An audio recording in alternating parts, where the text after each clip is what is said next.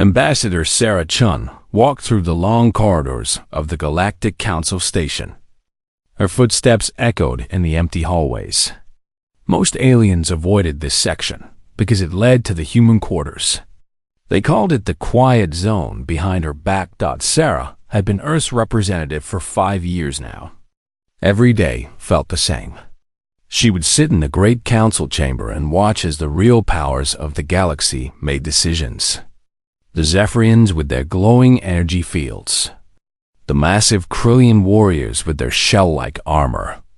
The ghostly ethereals who could walk through walls.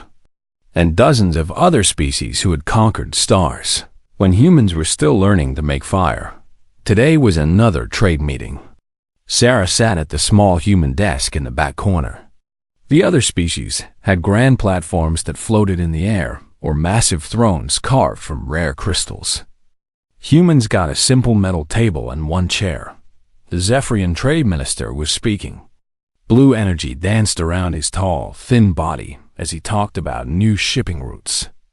The Outer Rim territories show great promise, he said. His voice sounded like wind chimes. We propose expanding our operations there. Sarah checked her notes. The Outer Rim included 3 human colonies. She raised her hand to speak. The council chairman, a massive Krillian named Dekvor, barely looked at her. His 4 eyes stayed focused on his datapad. Yes, human? Those routes pass through human space, Sarah said. Our colonies depend on those shipping lanes for food and medical supplies. If you change the routes, we need alternative arrangements. Laughter filled the chamber. Not the friendly kind. The kind that made Sarah's cheeks burn red. Human space? The ethereal representative's voice seemed to come from everywhere at once. You mean those 3 little rocks you call home? More laughter. Sarah kept her face calm, but her hands gripped the edge of her table. The human settlements can adapt, Dekvor said without looking up. Your species is known for that. Making do with less. The vote was quick. The Zephyrians got their new routes. Humanity got nothing. After the meeting, Sarah walked to the observation deck. Through the massive windows, she could see ships from 100 different worlds. Sleek Zephyrian vessels that moved like living light. Krillian war cruisers that looked like flying fortresses. Ethereal ships that seemed to fade in and out of reality. The human transport ship looked tiny next to them. It was built from old Earth materials, patched and repaired many times. The other species called it a rust bucket. When they thought humans couldn't hear, Sarah pressed her hand against the cold window. 50 years ago, humans had made first contact. They thought it would change everything. They imagined joining a great community of species, sharing knowledge and exploring the stars together. Instead, they found out they were nobody special. Every other species had something that made them powerful. The Zephyrians could control energy with their minds. They never needed fuel or batteries. The Krillians were born warriors with natural armor and weapons. A single Krillian could fight 10 humans and win. The ethereals could become invisible and walk through solid matter. Perfect spies and assassins. The Tharkans could breathe poison and lived for thousands of years. The Mordith had tentacles that could lift starships. The crystalline Veltari could communicate instantly across any distance. Humans? Humans could think fast and learn quickly. That was it. In a galaxy full of gods, humans were just clever monkeys. That's how they got their jobs. Janitor work on space stations because they were small enough to crawl into tight spaces. Manual labor on mining worlds because they were too weak to threaten anyone. Office jobs pushing papers because they could read in most languages. No one trusted humans with important work. No one asked them to design ships or plan battles or negotiate treaties. They were helpers, servants, the quiet species that did what they were told. Sarah remembered her first day on the council station. The Zephyrian who showed her around had been polite but clear. Just remember your place, human. Watch and learn, but don't expect to matter much. Your species is very young. Maybe in 1,000 years, you'll have something useful to offer. 1,000 years. Sarah would be dead for 900 of them. So would her children and her children's children. She pulled out her communication device and sent a message to Earth. It was just a daily report, like always. Trade talks failed. New shipping restrictions approved. Request for colony support denied. But at the end, she added something else. A simple phrase that looked like nothing important. Weather conditions unchanged. The reply came back 3 hours later. Also a normal report about Earth's government and economy. But at the end was another simple phrase. Storm front approaching. Sarah smiled for the first time all day. The next morning, she attended another council meeting. This time, it was about military defense. The hegemony of Sector was expanding again. They had taken 2 more systems in the past month. We need to respond with strength, said the Krillian war commander. Show them we are not afraid. Military action is premature, argued the ethereal diplomat. We should try negotiation first. The debate went on for hours. Sarah said nothing. Humans had no military worth mentioning. A few patrol ships and some defense platforms around Earth. Nothing that could threaten the great powers. Finally, Lekvar asked for other opinions. Does anyone else have input? Sarah stood up. What if they're not done expanding? What do you mean, human? The Zephyrian minister's energy field flickered with annoyance. The Sector hegemony, Sarah said. They've taken 12 systems in 2 years. What makes you think they'll stop now? They dare not attack Council space, Lekvar rumbled. We are too strong. Are you? Sarah asked. Because from where I sit, you look scared. The chamber went silent.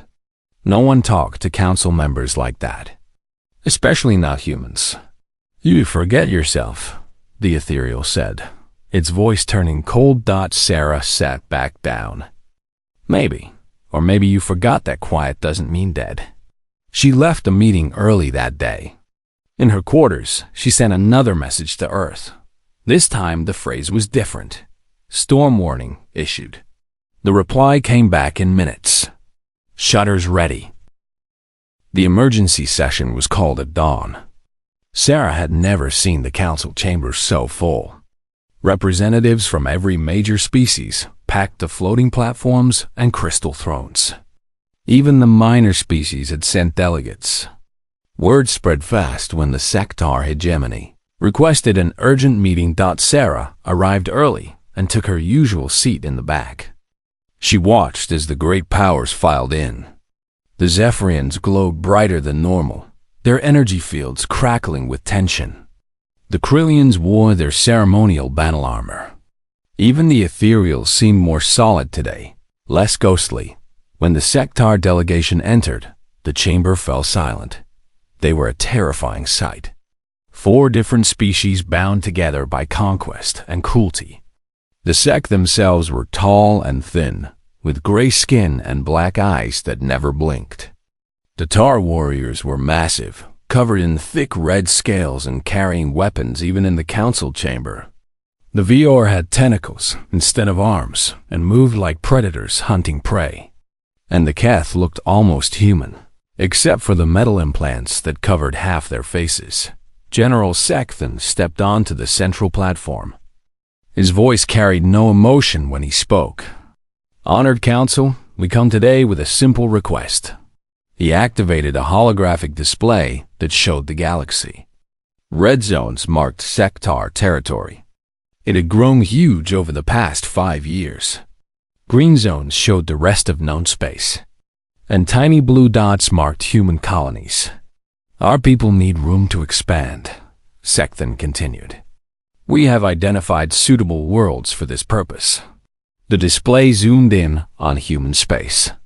All 12 major human colonies were highlighted in red. Wait, Sarah stood up. Those are human worlds. Sekthan's black eyes turned to her. We're human worlds. We require them now. Dekva leaned forward in his throne. You cannot simply claim inhabited systems, General. Can we not? Sekthon smiled, showing sharp teeth. We claimed the Yoran systems last year, and the Pelth worlds the year before. The Council raised no objections. Those species were difficult, the Zephyrian minister said carefully. They refused to join galactic civilization. And humans are part of civilization? The tall warrior next to Sekthon laughed. It sounded like rocks grinding together. They are barely above animals. Sarah felt heat rise in her cheeks. We have every right to our colonies. We've been council members for 50 years. Yes, Sekthon nodded. And in 50 years, what have you contributed? The Zephyrians give us energy technology. The Krillians provide security. The Ethereals offer intelligence services. What do humans offer? The question hung in the air. Sarah looked around the chamber. No one met her eyes. We offer perspective, she said finally. Different ways of thinking. More laughter from the Sectar delegation. Thinking, the Via representative said through its translator. How useful. Sekthon raised his hand for silence. We do not wish conflict. We offer the humans generous terms. Complete evacuation within 1 galactic standard month. We will provide transport assistance. Any personal possessions that can be carried will be allowed.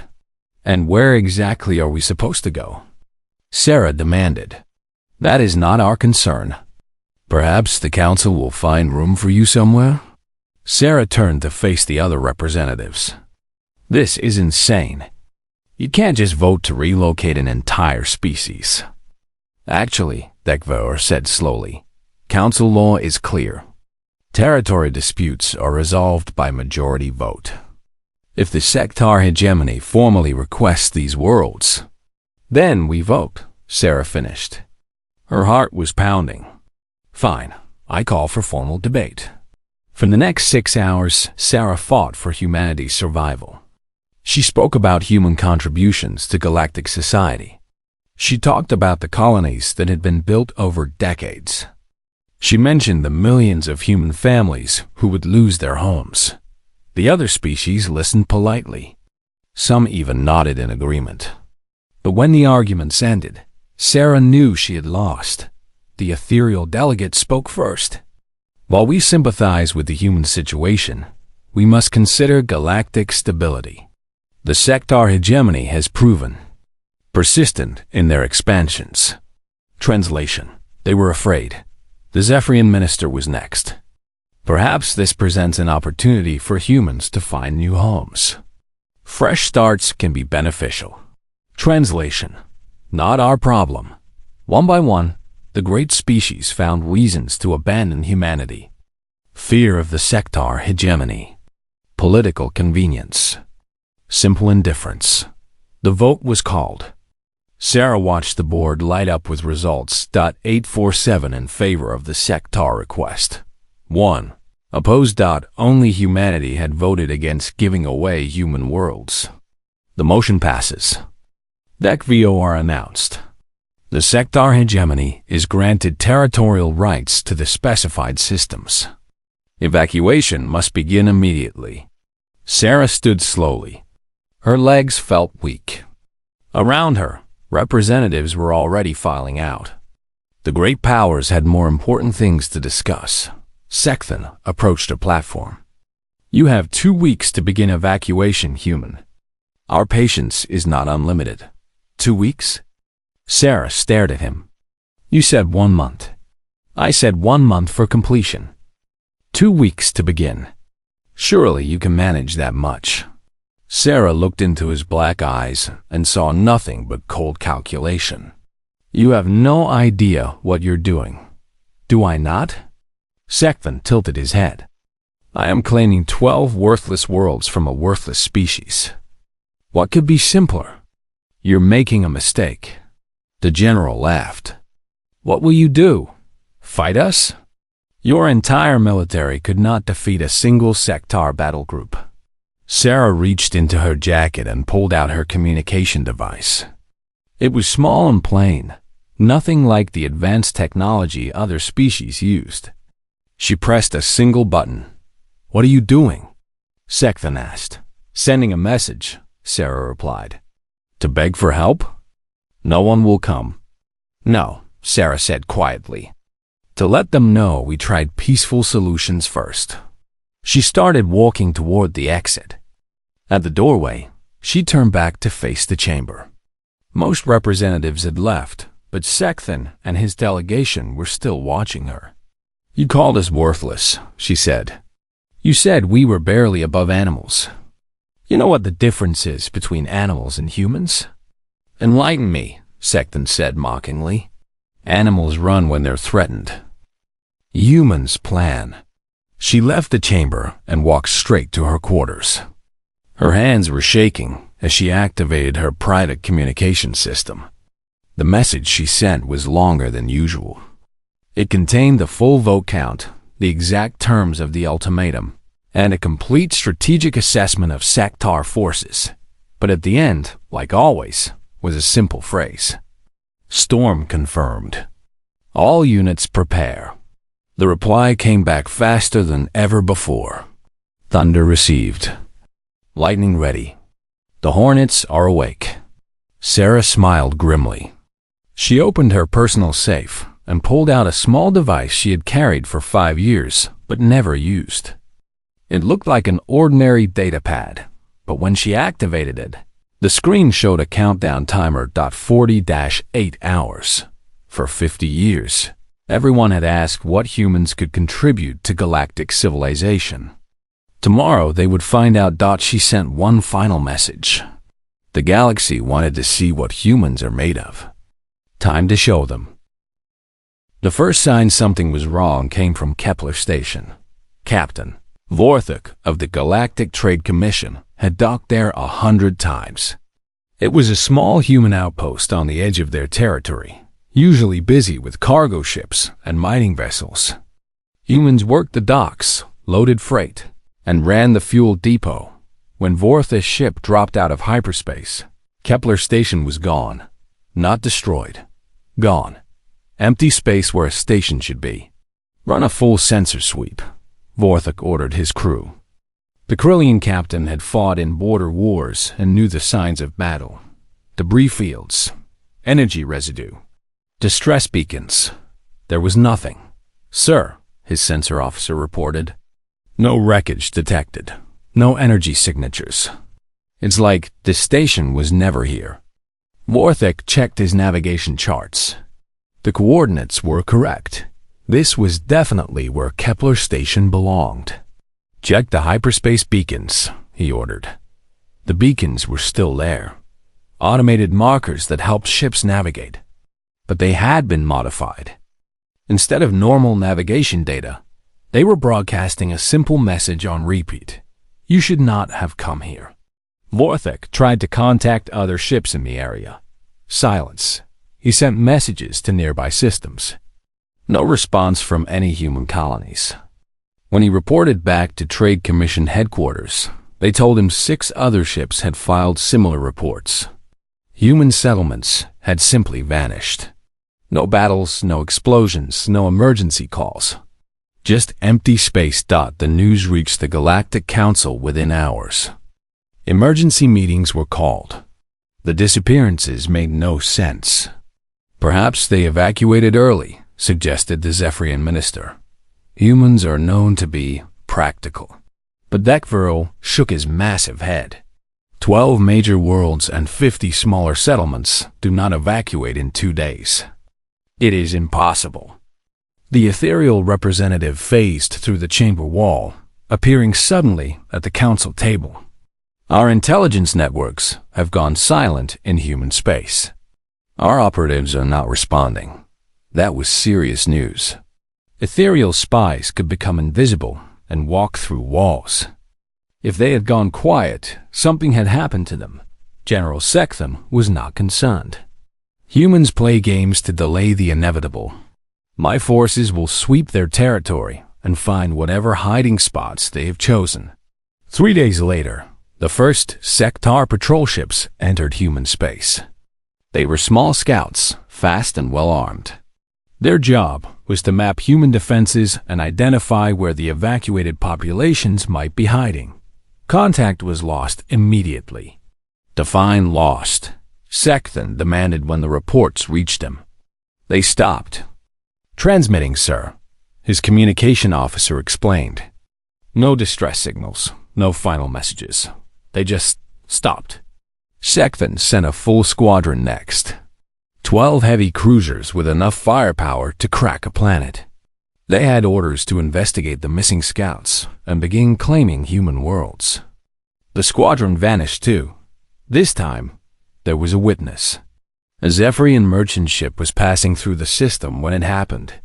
The captain sent a terrified message to his home fleet. The human colony is still there, he transmitted. But it's wrong.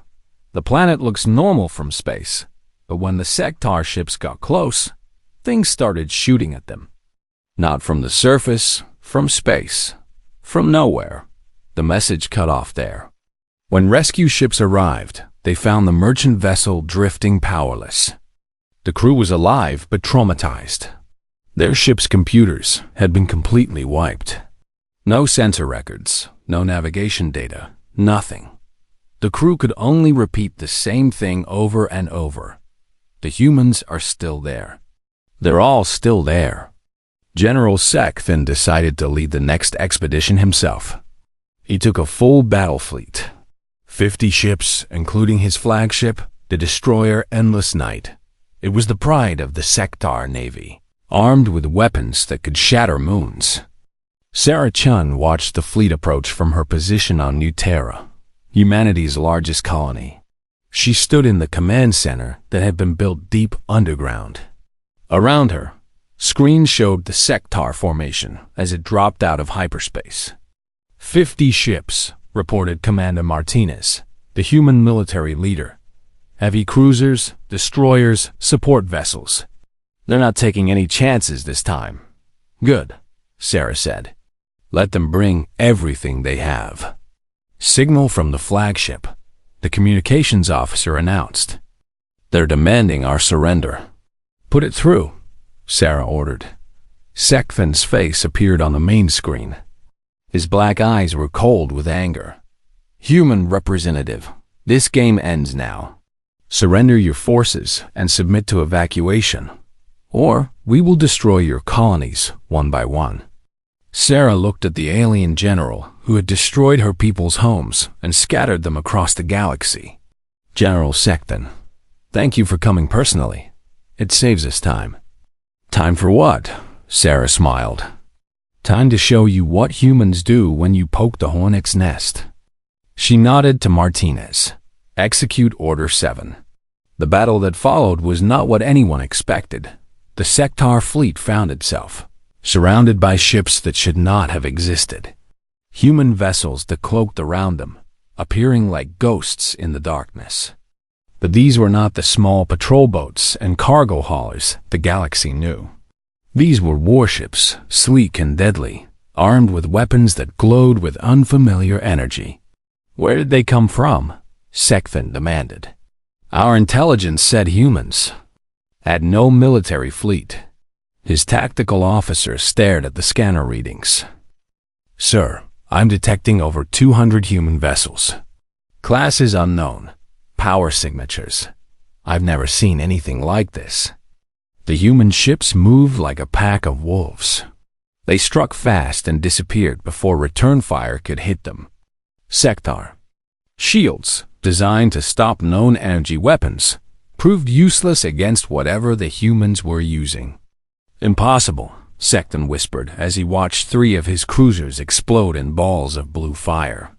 Humans do not have this technology. Sarah's voice came through the communication system. You're right, General. We didn't have it. We made it. Made it from what? From everything you left lying around the galaxy. 50 years of watching and learning. 50 years of being ignored while we collected your garbage and studied your discards. Did you think we were just cleaning your stations for fun? More sector ships died. The human vessels moved like living things, coordinating their attacks with impossible precision. You have been underestimated, Sekthan admitted grudgingly. But you cannot win.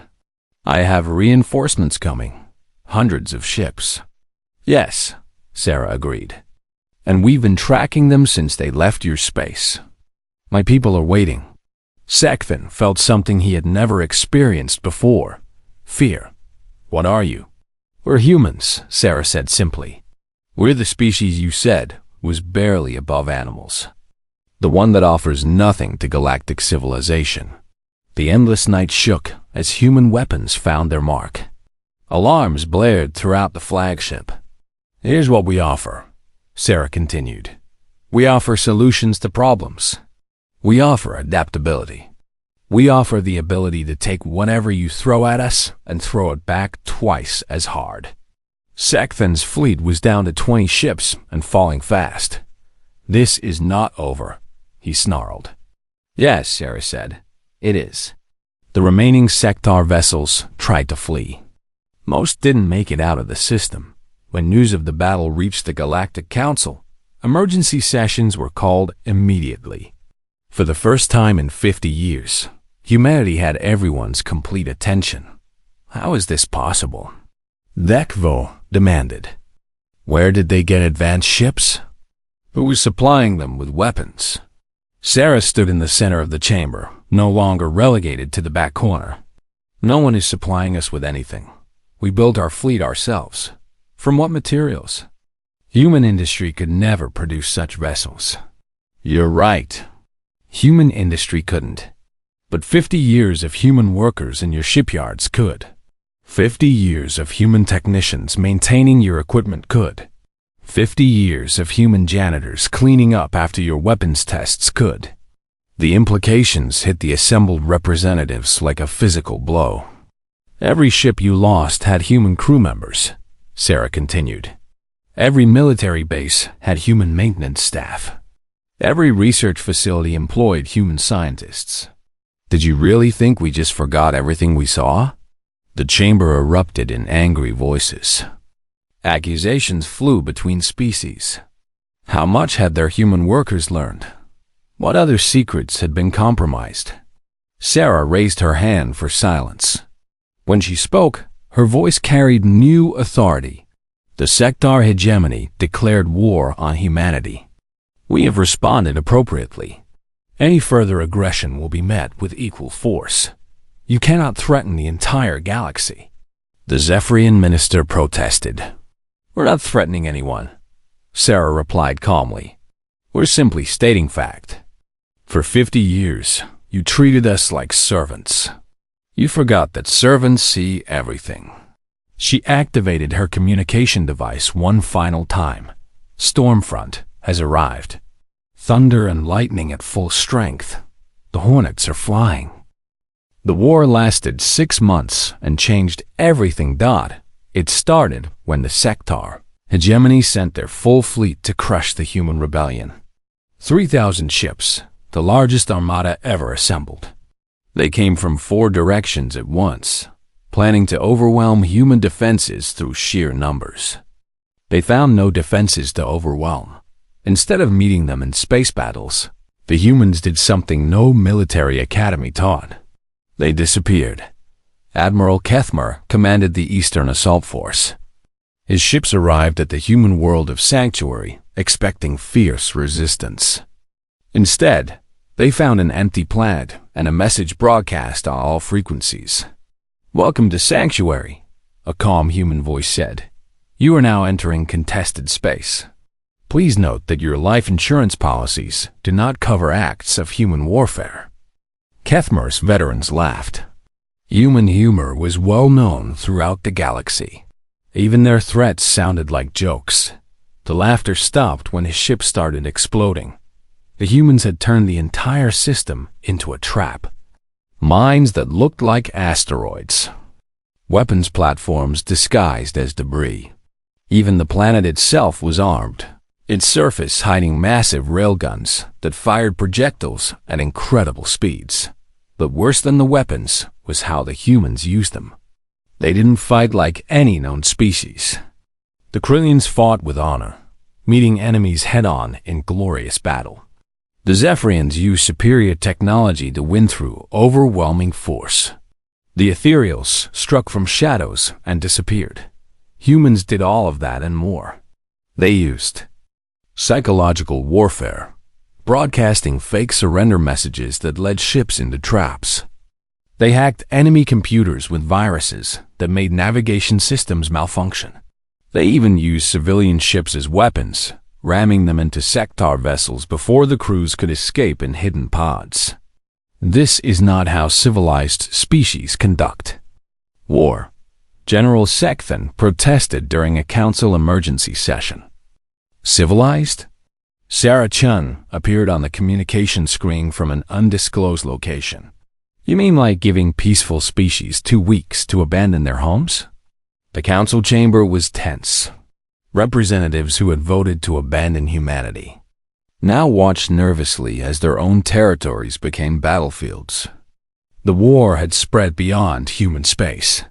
The humans are targeting our supply lines, reported the Vior delegation leader. Our cargo ships are afraid to leave port. It was true.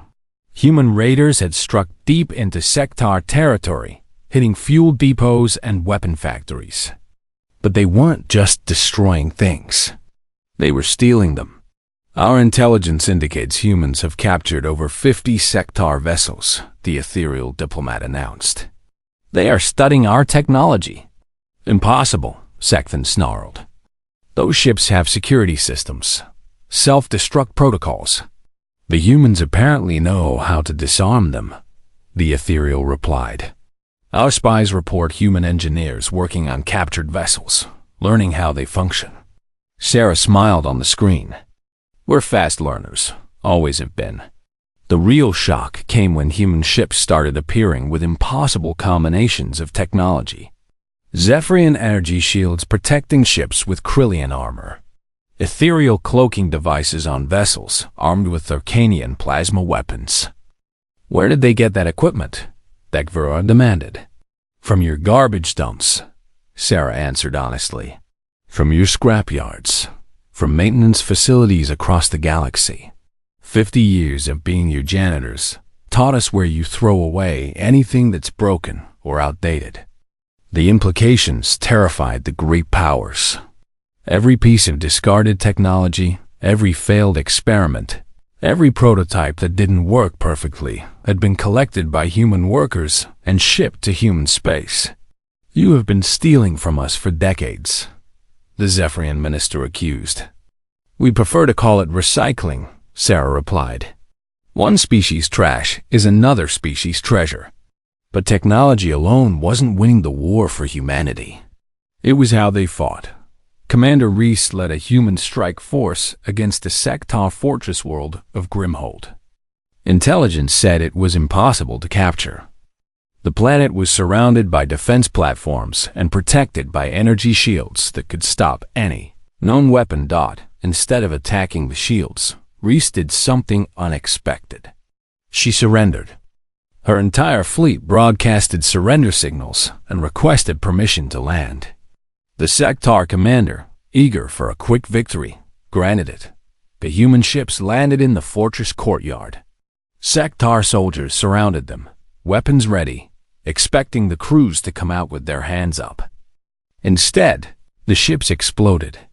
Each vessel was packed with explosives and programmed to detonate once the landing cycle completed. The blast destroyed the fortress shields from the inside. Before the sector forces could recover, real human attack ships dropped out of hyperspace and finished the job. They used their own people as bombs, a horrified sector survivor reported. But when rescue teams searched the wreckage, they found something strange. The exploded ships contained no human remains. No bodies, no blood, nothing.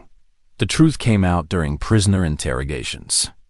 The surrender ships had been piloted by advanced computers, not human crews. The explosions had been precisely calculated to destroy only military targets while leaving civilian areas intact. "We don't waste lives," Sarah explained when questioned about the tactic. "We use our brains instead." The psychological impact was enormous. Sector commanders never knew when a surrender was real or when it was a trap. Their troops became nervous, jumping at shadows and firing on their own forces. Meanwhile, human propaganda broadcasts filled sector communication channels. "Soldiers of the hegemony," the messages said. "Ask yourselves why you're dying for leaders who live in luxury while you sleep in bunkers. The humans offer something your generals never will: the chance to go home." The broadcasts included information about sector corruption, evidence of war crimes, and proof that high-ranking officials had been stealing resources meant for frontline troops. "Lies," Sekthon declared. "Human deception." But the information was accurate. Too accurate. Human intelligence networks had penetrated deep into sector society. The breaking point came when humans captured General Targoth, one of the hegemony's most brutal commanders. Instead of executing him, they put him on trial. The proceedings were broadcast across the galaxy. Evidence was presented. Witnesses testified. Targoth's own soldiers spoke about the atrocities they had been ordered to commit.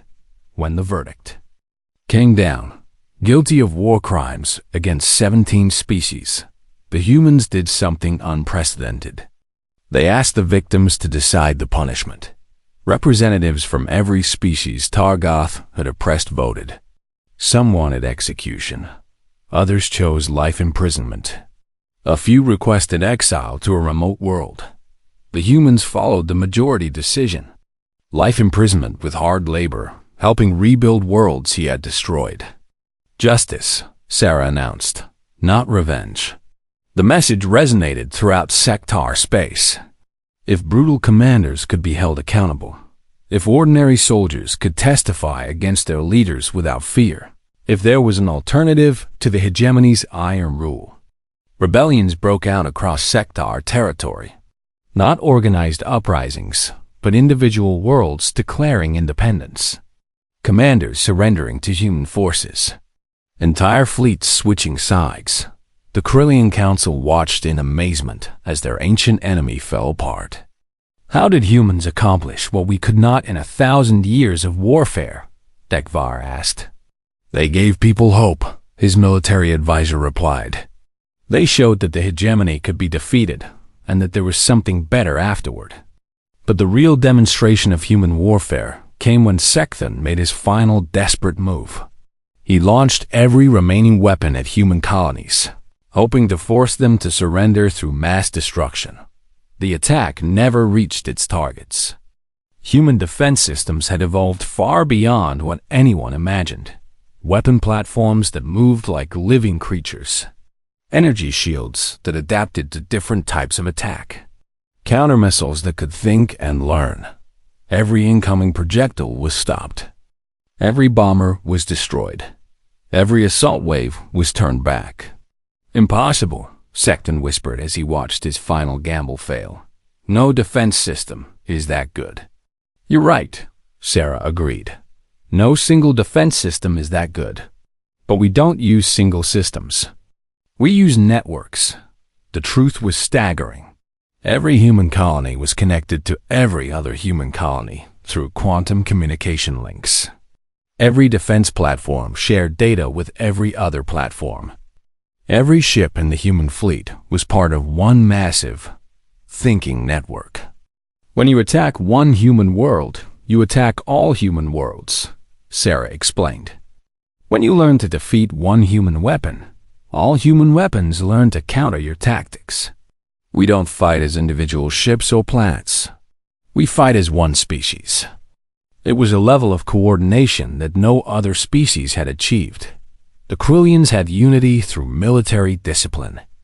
The Ethereals had it through shared consciousness. Humans had it through choice and trust. On the final day of the war, Sekthon found himself alone on his flagship, surrounded by human vessels. His empire had crumbled. His allies had abandoned him. His own soldiers had surrendered rather than continue fighting. "What do you want?" he asked Sarah over the communication channel. "Unconditional surrender," she replied. "War crimes trials for all hegemony leaders. Reparations for every species you've oppressed. And a promise that this never happens again. And if I refuse?" Sarah's voice was quiet but firm. "Then we keep fighting until there's nothing left of your empire to refuse with." Ambassador Sarah Chun walked into the Galactic Council chamber for the first time in 7 months. The massive room fell silent as her footsteps echoed across the polished floor. Everything had changed. The human delegation no longer sat in the back corner. A new platform had been built in the center of the chamber, equal in size and grandeur to the great powers. The simple metal table and single chair were gone, replaced by a floating diplomatic station equipped with the latest technology. Sarah took her place at the central platform and looked around the chamber. Every seat was filled. Representatives who used to ignore her now watched her every movement. The beings who had once dismissed humanity as barely above animals now waited nervously for her to speak. "Honored delegates," she began, her voice carrying easily through the acoustically perfect chamber. "6 months ago, you voted to give our worlds away. Today, we return to discuss the new reality." Akvar shifted uncomfortably in his throne. The massive Krillion's 4 eyes couldn't meet her gaze. "Ambassador Chun, that is, the council wishes to express an apology?" Sarah interrupted. "Thank you, but unnecessary. The council voted according to its understanding of galactic realities. That understanding has simply been updated." She activated her presentation system. Holographic displays filled the chamber, showing the current state of known space. The sector hegemony no longer existed, where once there had been a solid block of red territory covering dozens of systems. Now there were dozens of individual green zones. Former sector worlds had declared independence and formed their own governments. The 4 species that had comprised the hegemony had separated, with each seeking their own path forward. The Sectar, Var, and Keth peoples have been freed from military dictatorship, Sarah reported. They are establishing democratic governments with human assistance. War crimes trials continue for former hegemony leaders. Reparations are being paid to the species they oppressed. "And General Sekthon?" asked the ethereal representative. "Life imprisonment. He is currently helping to rebuild a Yoran colony that his forces destroyed 3 years ago. Hard labor, but fair treatment." Murmurs filled the chamber. The idea of defeated enemies being shown mercy was alien to most species. In galactic history, conquest usually meant extinction or slavery. "This brings us to the main issue," Sarah continued. "The Council must decide how to integrate these changes into galactic law." The Zephyrian minister's energy field flickered nervously. "What changes do you propose?" Sarah smiled.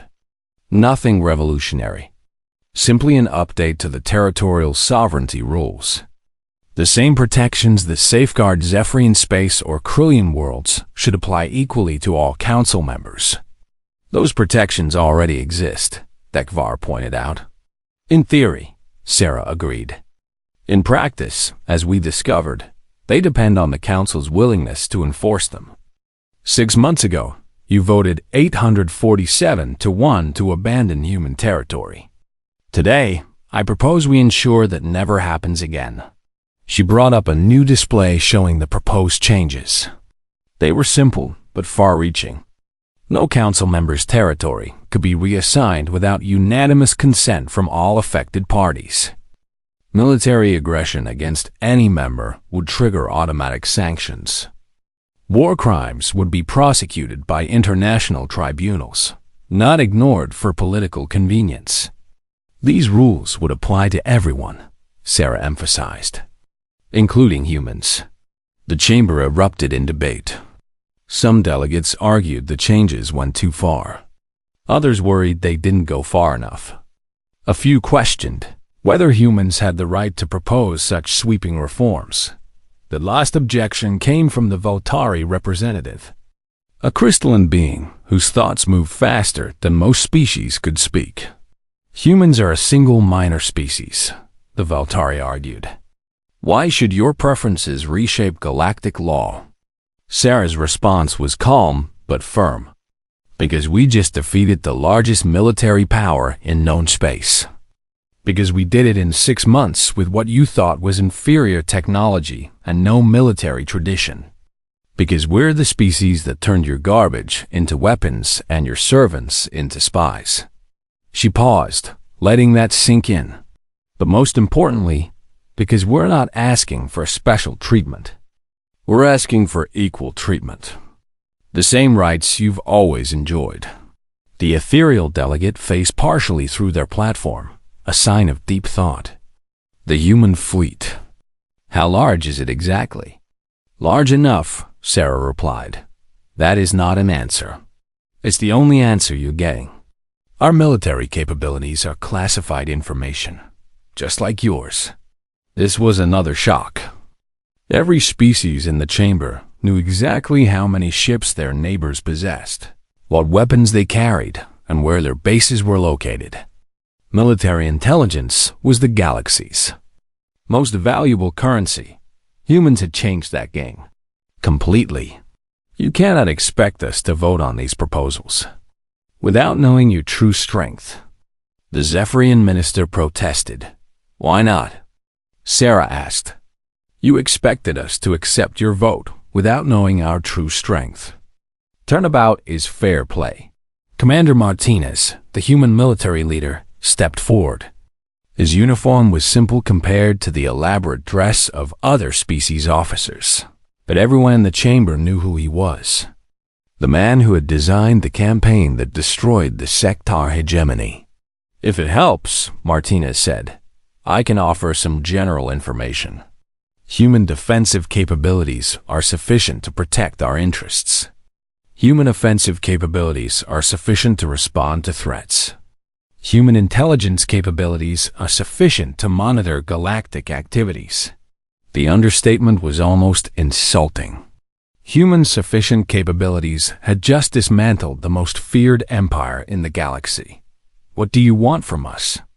Dakvire asked bluntly. Sarah exchanged glances with Martinez, then turned back to face the chamber. Partnership, she said simply. For 50 years, humanity has been the galaxy's servant species. We cleaned your stations, maintained your equipment, and did your paperwork. We learned your languages, studied your cultures, and tried to find our place in your civilization. She gestured to the displays showing former sectar territory. Now we found it. We're the species that solves problems. That takes impossible situations and finds solutions. That turns disadvantages into advantages and weakness into strength. And in return, the ethereal prompted. In return, you treat us as equals. Our worlds get the same protection as yours. Our ships get the same rites of passage. Our trade gets the same consideration. Our votes get the same weight. The debate that followed lasted 3 days. Behind closed doors, the great powers held emergency meetings. Military advisors ran scenarios. Intelligence services tried, desperately, to gather information about human capabilities. All of them reached the same conclusion. The old galactic order was dead. On the 3rd day, the vote was called. The motion to adopt the new territorial sovereignty rules passed unanimously. Even the species that had initially opposed it voted in favor. After the session, Sarah stood in the observation lounge, watching ships come and go from the station. The view was different now. Human vessels moved among the alien craft as equals. Their sleek designs and unknown capabilities, a constant reminder of how much had changed. Dekvar approached her, his massive form casting a shadow across the deck. You know, he said quietly, 6 months ago, when you warned us we were making a mistake. You knew what would happen. Sarah nodded. We hoped it wouldn't be necessary. The message I sent that day, the one that started everything, it wasn't a call for war. It was a call for preparation. We wanted to be ready in case diplomacy failed. 50 years of preparation. 50 years of watching and learning. Every day, human workers saw how your technology functioned. Human maintenance crews understood your weaknesses. Human office staff read your classified documents. Human scientists studied your research. That Vior's mandibles clicked in what might have been laughter. We made you our servants, and in doing so, we made you our masters. Not masters, Sarah corrected. Partners. That's all we ever wanted. The Krillian commander studied her for a long moment. What happens now? Sarah smiled. Now we get to work. There are dozens of former sector worlds that need help building new governments. Pirates and raiders are moving into the power vacuum. Border disputes are breaking out between old enemies. Problems that need solving. Exactly. And humans are very good at solving problems. She activated her communication device one final time. The message she sent was different from all the others. No code words, no hidden meanings, just simple truth. Mission accomplished. The galaxy is ready to listen. Begin Phase 2. The response came back immediately. Acknowledged. Welcome home, Ambassador. Time to build something better. As Dekvar walked away, Sarah remained at the window. In the distance, she could see Earth's transport ships arriving with humanitarian supplies for former sector worlds. Human engineers were already working to repair damaged infrastructure. Human diplomats were mediating peace talks between species that had been enemies for generations. The quiet species had finally found their voice. The galaxy had learned that humanity's greatest weapon wasn't technology or strategy, or even their ability to adapt and overcome. It was something simpler and more dangerous. Humans never gave up. When threatened, they didn't run or surrender or accept defeat.